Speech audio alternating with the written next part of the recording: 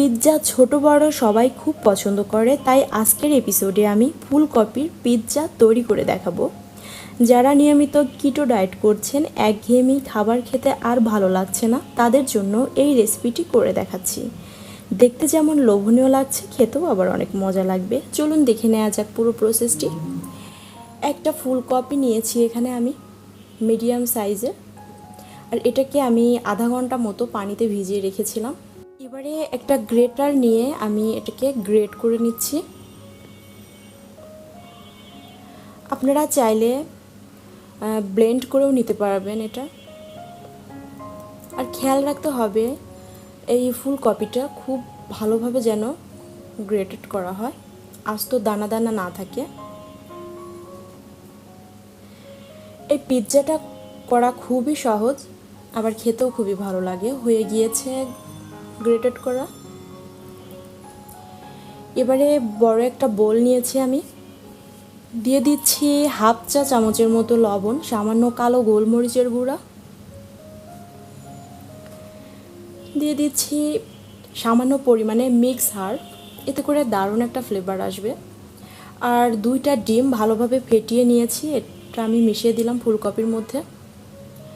আর দিয়ে দিচ্ছি অল্প পরিমাণে মজারেলা চিজ।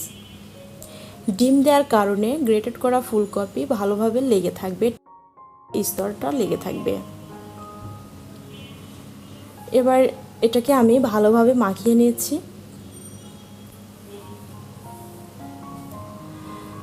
যারা নিয়মিত কিটো ডায়েট করছেন, একঘেয়েমি খাবার খেতে খেতে আর ভালো লাগছে না, তারা বিকালের নাস্তায় এই পিৎজা রেসিপিটি করে খেতে পারবেন। কোনো ঝুট ঝামেলা ছাড়াই ঝটফট করে ফেলতে পারবেন। এবারে চারদিক থেকে সমান করে আমি হাত দিয়ে চেপে চেপে বসিয়ে দিচ্ছি, ঠিক যেমন ময়দার ডো বসান পিৎজা তৈরি করার সময়, ঠিক ওভাবে আমি চেপে চেপে চারদিকে সমানভাবে বসিয়ে দিচ্ছি। লক্ষ্য রাখবেন কোথাও যেন উঁচু নিচু না হয়, তাহলে দেখতে ভালো লাগবে না।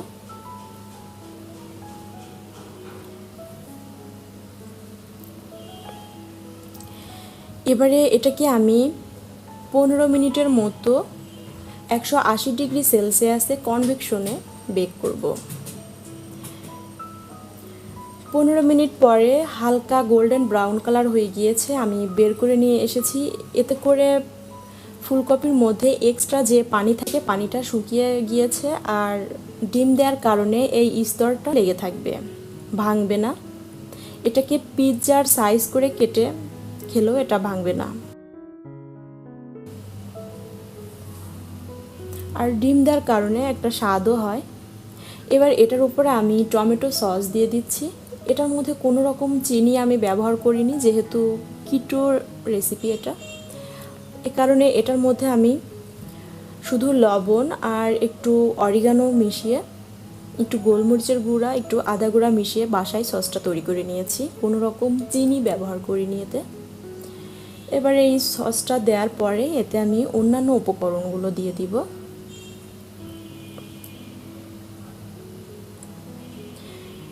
এবারে এই সসের উপর দিয়ে দিচ্ছি সামান্য পরিমাণে অরিগানোটা যদি কাছে না থাকে তাহলে মিক্স হার্বটা দিয়ে দিবেন। এবার গ্রেটেড করা মজারেলা চিজ দিয়ে দিচ্ছি এটার উপরে। চিজের পরিমাণ একটু বেশি দিবেন, তাহলে খেতে ভালো লাগবে। আর এই পিৎজার স্বাদ ময়দার পিৎজার থেকেও অনেক গুণে বেশি। এরপর এটার উপরে আমি দিয়ে দিচ্ছি স্লাইস করা ক্যাপসিকাম,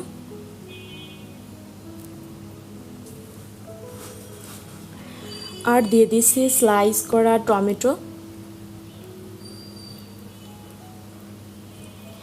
টমেটোর পরিবর্তে আপনারা লাল ক্যাপসিকামও দিতে পারবেন, হলুদ ক্যাপসিকামও দিতে পারবেন যদি কাছে থাকে।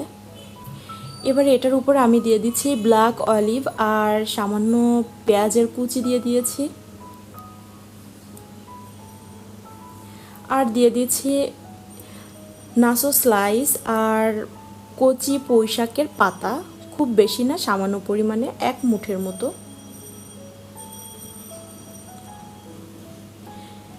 এবার এটার উপরে আমি বাকি চিজ গ্রেটেড করে দিয়ে দিচ্ছি।